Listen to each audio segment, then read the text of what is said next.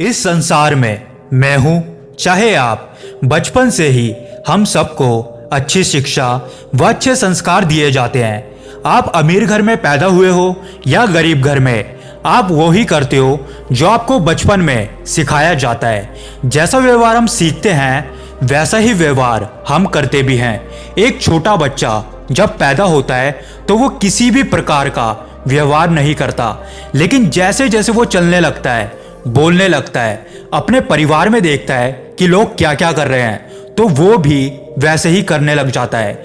लेकिन जैसे जैसे वो बड़ा होता है तो हम देखते हैं कि इस दुनिया में कुछ भी अच्छा नहीं होता है, सब कुछ बुरा ही होता है।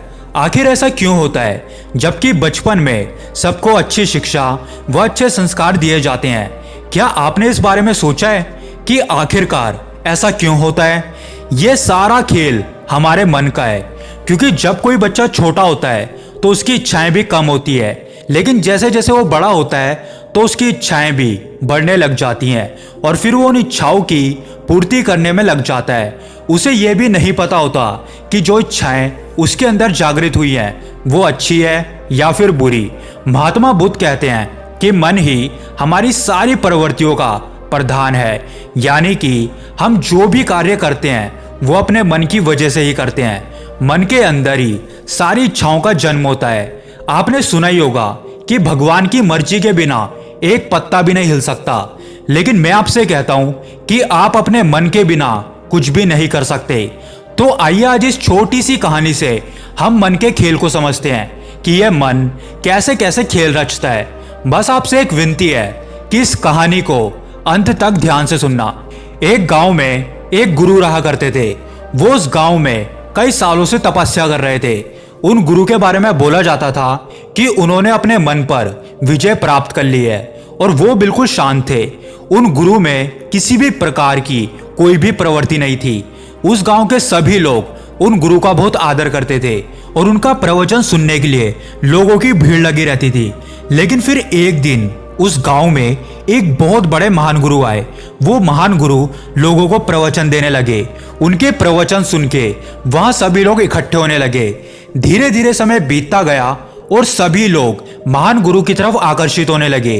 अब सिर्फ कुछ ही लोग ऐसे थे जो पहले गुरु के पास जाते थे, बाकी सब लोग महान गुरु के पास जाने लग गए।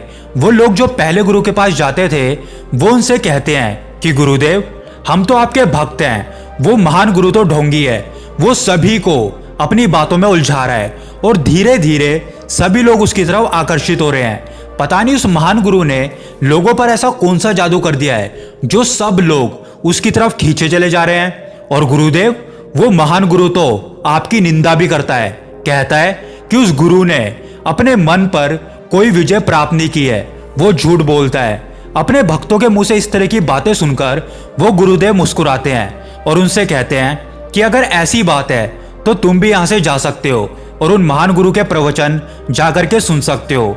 अपने गुरु की बात सुनकर वो लोग वहां से चले जाते हैं। लेकिन उसके बाद उन गुरु को रात भर नींद नहीं आती। वो रात भर बेचैन रहे और करवटें ही बदलते रहे।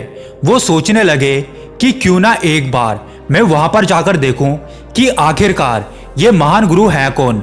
अगले दिन वो गुरु महान गुरु के आश्रम गए और वहां उन्होंने देखा कि महान गुरु के पास बहुत भीड़ लगी है। सभी लोग महान गुरु की जय जयकार कर रहे थे। ये बात उन गुरु को अच्छी नहीं लगी और वो सबके बीच में जाके बोलते हैं कि मैंने तुम्हें इतने समय से ज्ञान दिया और तुमने उस ज्ञान की वजह से उन्नति भी की है, और फिर ये झूठा गुरु जो पता नहीं कहां से आया और तुम इसके पीछे चल दिए, तुमने इस पे विश्वास करना शुरू कर दिया। तुम सब लोग एक दिन जरूर पछताओगे। मैं इस महान गुरु को चुनौती देता हूं कि ये मेरे साथ शास्त्रार्थ करे और मुझे हराए।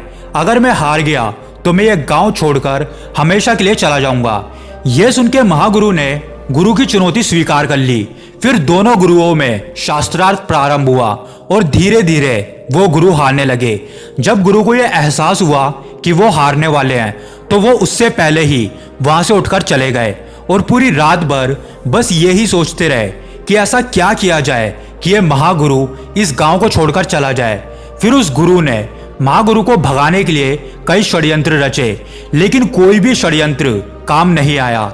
जब उन्होंने सब कुछ करके देख लिया तो फिर उन्होंने एक दिन महागुरु को मारने की योजना बनाई और अपने हाथ में हथियार लेकर महान गुरु को मारने के लिए निकल पड़े।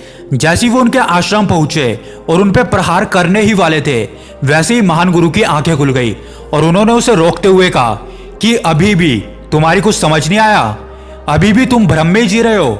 अगर तुमने अपने मन पर विजय प्राप्त कर ली है तो तुमने ये हथियार क्यों उठाया है? ये क्रोध जो अभी तुम्हारे अंदर आया है, ये तुम्हें किसने दिया? कौन है इस क्रोध के पीछे? फिर वो गुरु बोला कि यह क्रोध आपकी वजह से है, यह सब कुछ आपकी वजह से हो रहा है।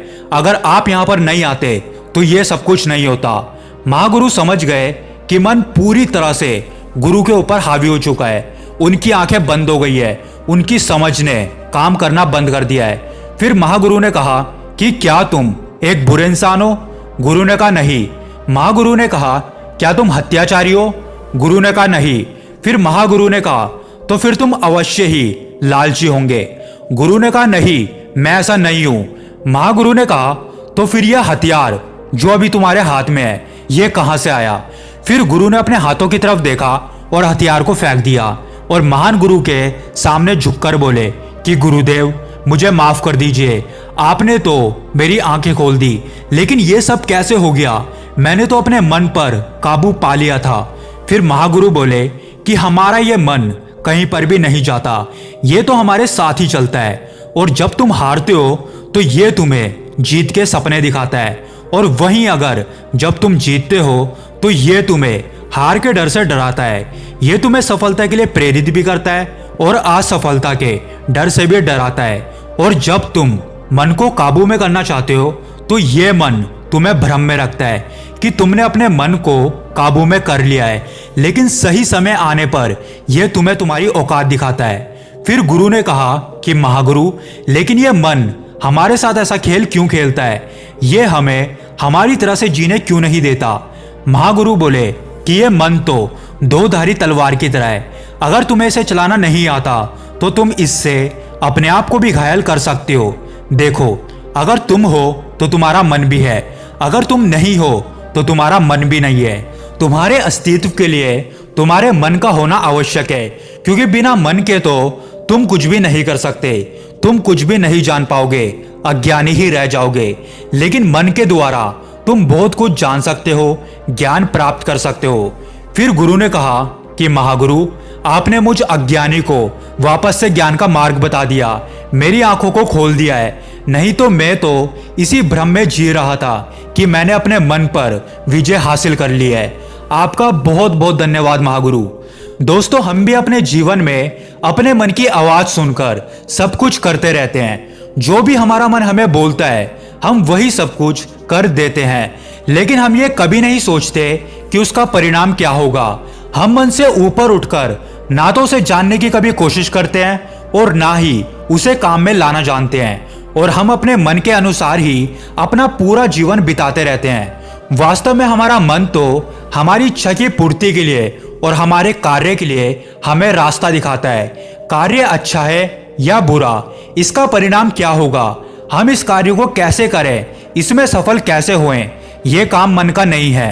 क्योंकि मन तो अच्छे और बुरे दोनों ही रास्ते दिखाता है, लेकिन हम अपनी बुद्धि और समझ का उपयोग करके अपने लिए सही निर्णय ले सकते हैं। जैसे जब कोई प्रेमी अपनी प्रेमिका से बिछड़ता है तो उसकी बुद्धि और समझ काम करना बंद कर देती है, और फिर जैसा उसका मन उसे बोलता है वो ठीक वैसा ही करता है, क्योंकि फिर उसके अंदर डर उत्पन्न हो जाता है, और वो डर उसकी बुद्धि और समझ को खत्म कर देता है, और फिर उसी वक्त उसका मन उस पर हावी हो जाता है, और फिर हम सही रास्ते को छोड़कर गलत रास्ते पर चलना शुरू कर देते हैं। मन एक खुली शक्ति है, यह बहुत पावरफुल है, जिसे अगर एक बार खुला छोड़ दिया जाए तो यह हमें बर्बादी की ओर ले जाता है, क्योंकि वहां आराम है, वहां लालच है, वहां वासना है। लेकिन अगर इस मन को काबू में कर लिया जाए तो यह आपको एक असीम ऊंचाई तक ले जाएगा, आपको एक सफल व्यक्ति बनाएगा।